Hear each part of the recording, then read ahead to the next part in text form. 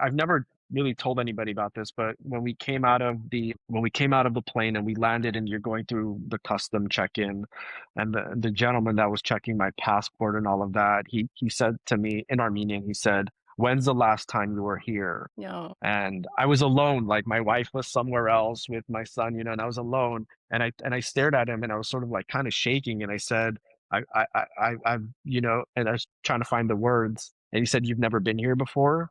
This is your So, first time?" And I said, "Yes." And I think he like recognized the emotional, journey that I was on. And he sort of smiled at me and he said, "Welcome, welcome home, welcome to Armenia." And I think we all, I don't know, I don't, now that I think about it, I think we all really got emotional and like had, tears running down our faces, especially like stepping outside of the airport and like feeling that Armenian wind, kind of blowing, that Armenian air blowing on you. You felt like we were finally here. I was finally here.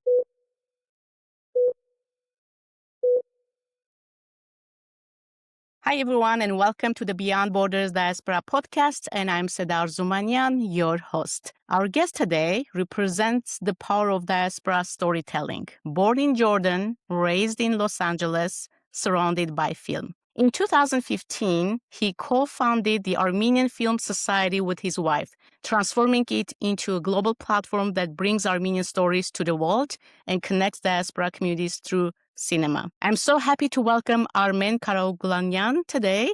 Armen, thank you for being here. Thank you for having me. Armen, when you think about your life journey from Jordan to Los Angeles and your work related to Armenia, what connects it all? For me, I think it's always really been the core of it has been about family. My family moved from Jordan to Los Angeles before I turned a year old. And it's really through my family that my love for movies really began. And I think at the core of it, I've always said this. I've never really felt like I knew where home was. Obviously, I've been raised in Los Angeles and this is my home and I identify it as my home. But I was also born in Jordan, but I'm also Armenian. And so for me, it's been really interesting sort of thinking about that trajectory that I've had. But really at the core of it, it's always been about movies and it's always been about my love of storytelling and film. So, in terms of your identity, how would you describe your identity? You're American, you're Armenian American. Yeah, I mean, I think the simple answer is Armenian American. I feel very Armenian. I'm very connected to my Armenian culture. But I think that's a big thing that I've always sort of thought about my whole life. I went to Armenian school for the majority of my education, and I've grown up around the Armenian culture in an Armenian household, but I'd never been to Armenia until fairly recently. And so I think having that in my mind and sort of working through it, just as somebody who's born in another country and now lives here, it's definitely been a big part of, I think, my identity. But it's also, I think, one of the reasons why Armenian Film Society was born, because of that close connection to my culture. Yeah. And what did being Armenian mean in your childhood home? How did you keep Armenian traditions at your home? I mean, it wasn't hard. I grew up in an Armenian household speaking Armenian with Armenian parents. Armenian culture was a big part of my life and still is.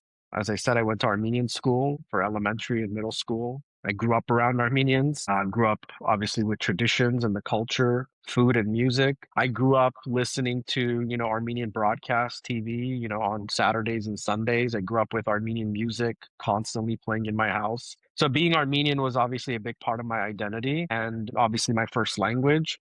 And it was something that I felt deeply connected to because I think of also my parents. My father was very involved in the Armenian community and had his own projects and companies and initiatives that he worked on.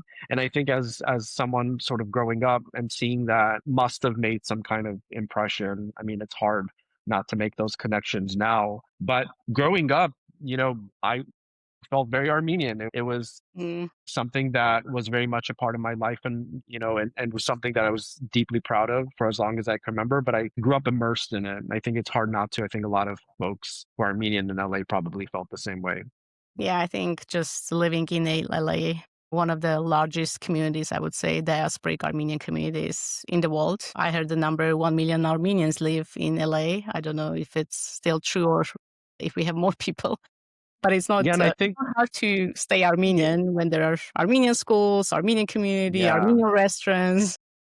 And I think sometimes I remember sort of, now that I think about it kind of growing up, it's hard to imagine a world any different than that. I sort of, I remember when I was really surprised and curious when my family from Jordan, for example, would visit LA, and they were so fascinated that, the people around them were Armenian. There was Armenian grocery stores and restaurants. I didn't know any different. I didn't know any better, right? So for me, I thought that was the normal, just growing up surrounded by Armenian culture. But obviously, it's not the case for many other diaspora who live outside of LA. Yeah. And how did a filmmaking career become a goal for you? Is this connected with your childhood and family traditions? How did you make that decision? You know, I mentioned it earlier, but film has always been a big part of my life. I grew up having family movie nights, and film was the thing that brought my family together. It was the one time I felt that we would all, be paying attention to the same thing and talking about the same thing. And I think, growing up, you sort of have this like connection to the things that are important to you. And for me, it was family and it was the movies that brought my family together. And to be honest, at a very, very young age, all I ever cared about was storytelling and movies and film. And growing up, I sort of started thinking about doing other things in my life. And so what I started doing was I started looking elsewhere. And I realized that when it came time to go to college and start building my career, really the only thing I ever cared about was film. I didn't necessarily have to be a filmmaker. I just wanted to work in film in some capacity. For me, I think film is very sacred. When you go to the movie theater, you're watching a movie with strangers, you're sort of dreaming in the dark. Laughter is contagious and fear is contagious, and you're having this like very sacred shared experience. When you're watching a movie at home, whether it's alone or whether it's with somebody else, there's this magic that happens. And for me, I think the fact that I grew up watching movies with my family, all of my earliest memories are just watching movies with my family. I think that is something that I always held sacred to me. And working in film would be an extension of carrying some of those traditions with my family. And then later you established the Armenian Film Society. How did you make the decision to establish this entity? So my wife, Mary, and I started Armenian Film Society in 2015. And this was a time when I had recently graduated from USC Film School. I had a little bit of experience as a filmmaker myself. I had started working in film and had traveled to film festivals and started building my own network of colleagues and filmmakers. And I think in terms of the gap, the one thing that we realized was, there's a lot of filmmakers and there's a lot of Armenian filmmakers, but there is no real way to bring folks together. There's no centralized platform, if you will. I knew a lot of filmmakers in the industry who happened to be Armenian, but they didn't know that there was other Armenians working in the industry. And so we wanted to solve for that. I think one of the reasons why we wanted to start AFS is because as a filmmaker myself, initially, when I was going to film festivals, I would see very low turnouts for some of these film screenings. I remember I actually myself traveled to a film festival with a short film of mine. And I remember my wife and I walked in and there was three people in the audience and we were two of them. Not a great experience for a filmmaker to have when they're, spending so much time, money, resources making their films, and they're traveling across the country to go to a film festival. And I felt like there was a lot of that happening. But even after that, it was very difficult to get your film seen or do anything with your work. And so we wanted to make sure that when we set out to start AFS, we were creating a platform where we could bring folks together and we could ensure that their films would be seen. I think every filmmaker that makes a film, their number one goal and priority is to have as many people see the film as possible.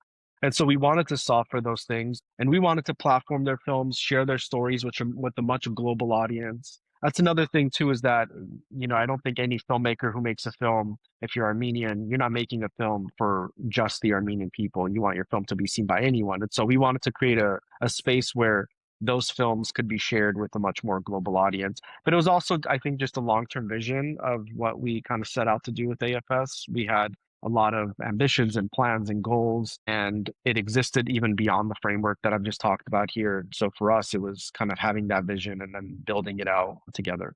You do really an important work, especially connecting Armenian filmmakers together. But do you also create an environment where Armenian filmmakers can connect with other American filmmakers, maybe creating partnerships, or this is very focused on the Armenian community? Well, for us, it's we always knew that we wanted to start with the Armenian community. I think that's the foundation that we had to start with because there was all this immense opportunity and challenges that we wanted to solve for. And so we wanted to first build a film society, cater towards the Armenian people, spotlight their works. And the plan has always been to grow from there. I always like to say we launched our film festival in our eighth year. And if we had launched the film festival right out the gate, it probably wouldn't have been successful. And so what we like to do is we like to build the foundation and then build on top of that. And so we've recently for the last year or so started doing some programming outside of the Armenian sort of film space. And the goal there is to, we're the Armenian Film Society, but we're also a film society. The goal is to be able to connect folks in the film industry, whether they're Armenian or not. And we've been taking a lot of steps towards building a space where we can better connect folks in the film industry as well. What is the most significant achievement at the Armenian Film Festival so far? Well, I think the biggest achievement for our film festival is, Or Armenian you Film know, Society in your yeah, field I of think the answer is probably the same. I think, you know, this film festival that we had in September of last year, it was our 10-year anniversary as an organization. It was our third annual film festival. And I think our biggest achievement was just that festival. It felt like it was everything we were building towards. We opened with, you open with the premiere of Monsieur Aznavour, which is a film about the life and career of Charles Aznavour. We had a very big opening night, and it's an incredible film to share with an audience. And we also hosted an incredible talk between my friend Seb Ohanian and Ryan Coogler, his business partner, and they got the chance to share the stage and talk about their collaboration and their partnership. And it all culminated with our first ever gala, which was really incredible because we got to honor um, Madeline Sharafian and Armen Karaoglanyan, as well Mhm. as Seb Ohanian. Seb Ohanian became the first inductee into the Armenian Film Hall of Fame, which is something new that we established. And he was inducted by Ryan Coogler. And I think all of these things kind of happening that coincided with our 10-year anniversary, it really felt like it was our moment to be able to look back on the last 10 years, look towards the next 10 years. And I think in terms of achievement, that was a big thing, I think, for us and our story, and we're immensely proud of it, and we're also immensely grateful for that experience. Wonderful. And you shared in our early communication that you started this initiative from having very minimum resources. And even if you run with limited resources, financial resources, but you do a lot of projects. Can you talk more about that? Like how the organization like yours is getting funded in LA, California? Who is the funder? How do you Yeah. get revenue to operate as an organization and expand your vision? Yeah, well, I think, the majority of our revenue comes from our events and ticket sales from those events, from sponsorships. We have an incredible group of businesses and organizations and partners that really believe in the work that we're doing. They've been incredibly generous, and we wouldn't have been able to do much of this without their support. And then we do have some private donors that really believe in the mission and the work that we're doing. I think for me, if we sat around waiting for the opportunity to strike, we never really would have started AFS. We've always done, even though we do now have a little bit more support financially, we're still working with very limited resources, especially when you compare to other similar organizations or festivals. It really is a fraction of the cost. And I think the way in which we do that, I get asked that question a lot. I'm always trying to craft a better answer for it. I think we've always just been incredibly resourceful and really make use of all the different opportunities that we can take advantage of. We started off in a bookstore and had literally no money. And when we did need to pay for something, we would finance that ourselves as husband and wife because we really believed in the work that we were doing. But if we waited until we had the right funding or the right support or the right resources to do things the right way, we Mhm, probably never would have started. We just knew that we had to start somewhere, make a mhm. little bit of a name for ourselves, build a little bit of a community. And honestly, it's all just been about patience, Mhm.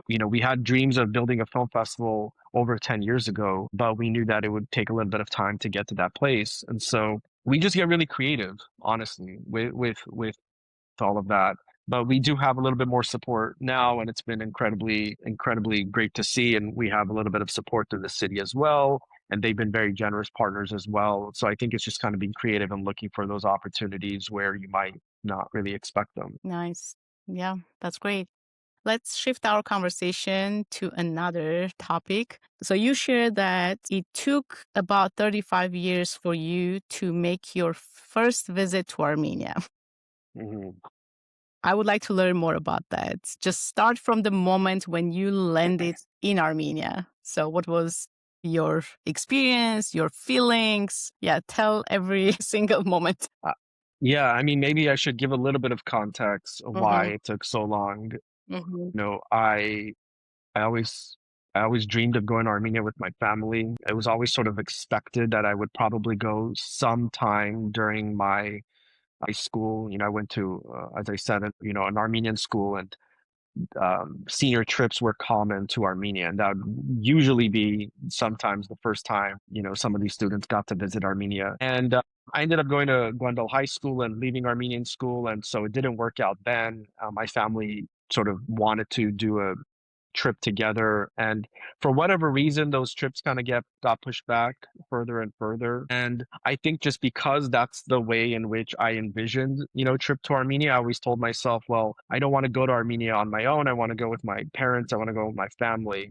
And so I guess I just waited, and I waited until like the timing was right. In 2012 my dad passed away, and I really felt like at that time I really was not interested in visiting Armenia, obviously for personal reasons, and that I wanted to experience it with him. It's not that I didn't want to visit Armenia, but it was sort of not something I was thinking about anymore at the time. And so over those many years, we see many things happened in Armenia, and many reasons of why I would want to go to Armenia. And I remember sort of thinking to myself, well, when is this trip ever going to happen? Am I ever going to go to Armenia? You have to also understand that having never been there, to me, it felt like a place that like was like a fantasy land, like a mythical place that never existed. It might as well have been like somewhere out of like Lord of the Rings. I grew up, obviously, in classrooms with pictures of Mount Ararat and learning about the history of Armenia. And so, obviously, with my passion and love for movies, it just felt like this mythical place that just didn't exist. And it felt so out of reach, too, right? It felt like impossible to get to that place. And so, my son was born in 2021.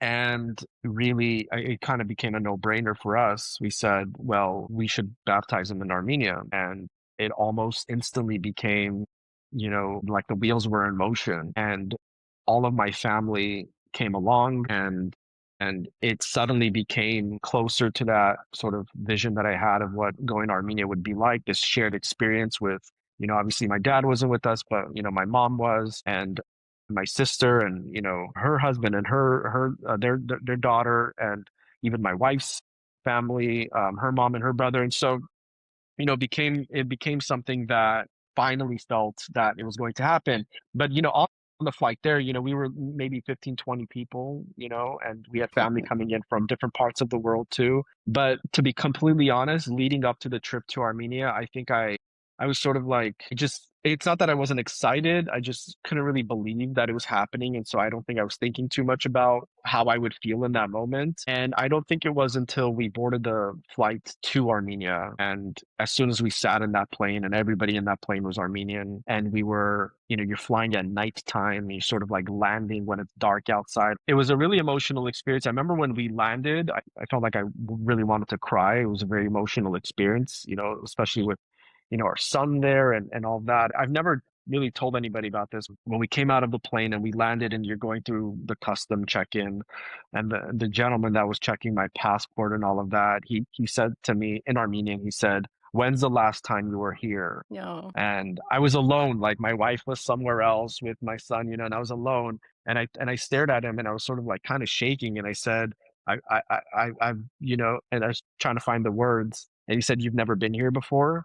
This is your So, first time?" And I said, "Yes." And I think he like recognized the emotional, journey that I was on. And he sort of smiled at me and he said, welcome, welcome home, welcome to Armenia. And I think we all, I don't know, I don't, now that I think about it, I think we all really got emotional and like had, tears running down our faces, especially like stepping outside of the airport and like feeling that Armenian wind, kind of blowing, that Armenian air blowing on you. You felt like we were finally here. I was finally here. Yeah, that's a very emotional story, and I can imagine all your feelings. I remember when we moved to the US 10 years ago, and we haven't gone back to Armenia for 3 years. And then after 3 years, I'm going to Armenia. It felt, oh, I'm in the sky.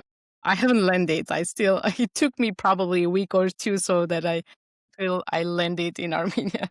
So I Yeah, can and understand and your and feelings. and no, the funny thing is, by the time we got to the place that we were staying, the sun had just come up and it was nobody on the streets. I had this feeling at once that it felt very familiar, but it also felt very new. It's that strange feeling of, is Armenia my home? I wasn't born there, I wasn't raised there, I'd never been there, but it felt like I was home. It felt so familiar to me. I felt like I had actually been there before. And so even that for the first, I was gonna say couple days, but it was probably the whole trip, that just that magical feeling of how special it was to just be walking on those streets. And you definitely learn a lot about Armenia before you went to Armenia first time. But Mhm. I wonder what did surprise you when you were in Armenia? I mean, so much of it was a surprise. I mean, I think the first thing that comes to mind was just, the city felt so alive and so rich, walking those streets and going to those restaurants and cafes and lounges.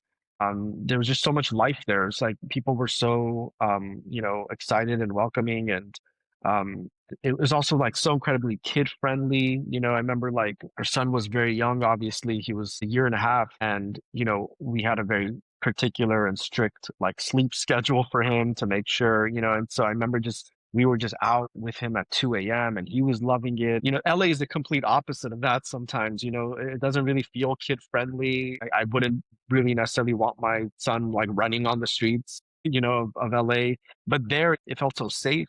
It felt so encouraging of that. And other kids were doing it just like it felt so lively and bubbly and rich. And I never been anywhere like that before. And I think, obviously I've grown up surrounded by Armenians. I mean, living in Glendale is kind of like living in Armenia. You're always around Armenians, but in Armenia it was just different. And it was so beautiful to see that. Nice. That's great. And you also baptized your son in Armenia at that time. Yes.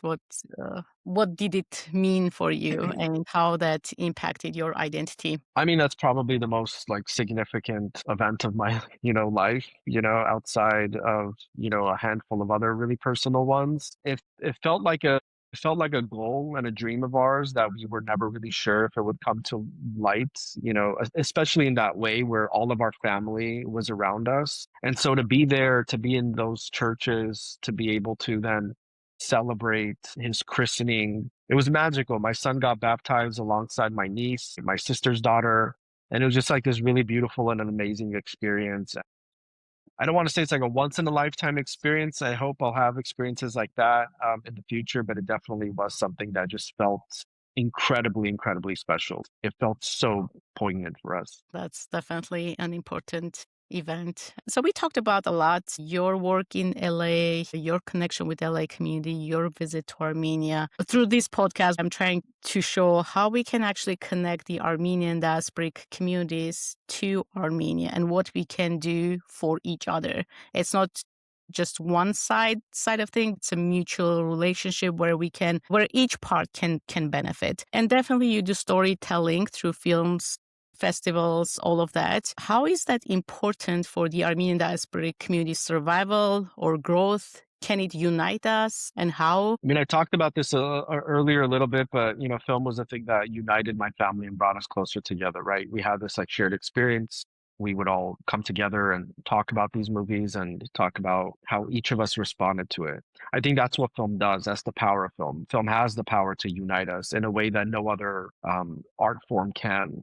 My understanding of other cultures and communities and different parts of the world come through film. I'm always excited when I watch a film from a culture or a country that I've never seen a film from because deepens my understanding of that part of the world. And I think if Armenians want our stories to be, film is a way for the rest of the world to come closer to us and understand who we are as people, because it's a much more universal way of connecting to, a different part of the world. And I think in terms of the diaspora, one of the incredible things we've seen recently, obviously through the work of AFS and, through our film festival, is that there's all these incredible Armenian films that are being made, and different diasporic communities want to see these films. And now there's all these different screenings and gatherings that happen around these movies. Take a movie like Michael Gujan's Armen Karaoglanyan, for example.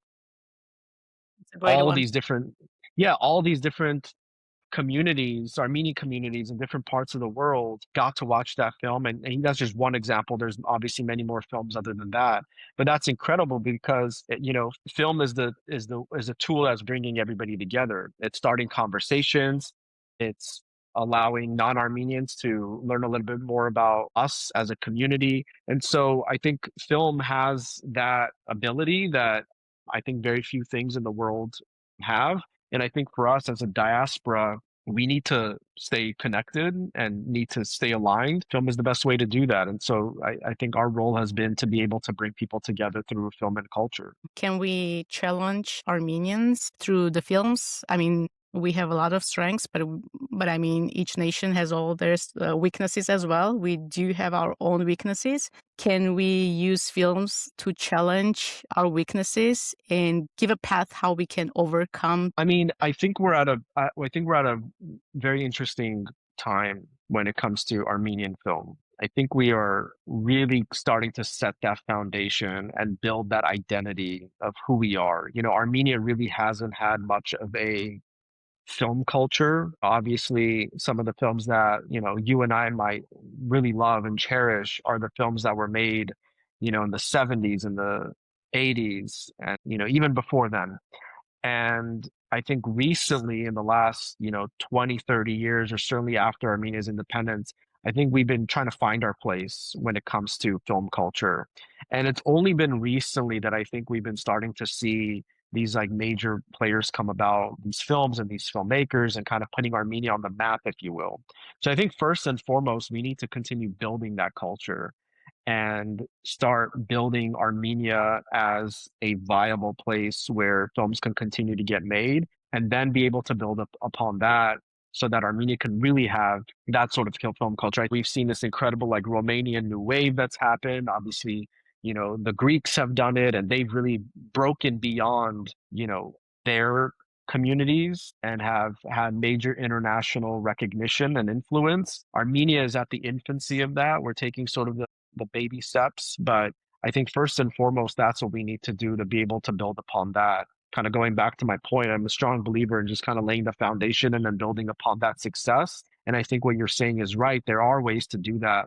But I think we're just kind of getting started first to even say who we are as a people through our films. And if you could redesign Armenia's film infrastructure, what would you change? I mean, there's a lot of work to be done.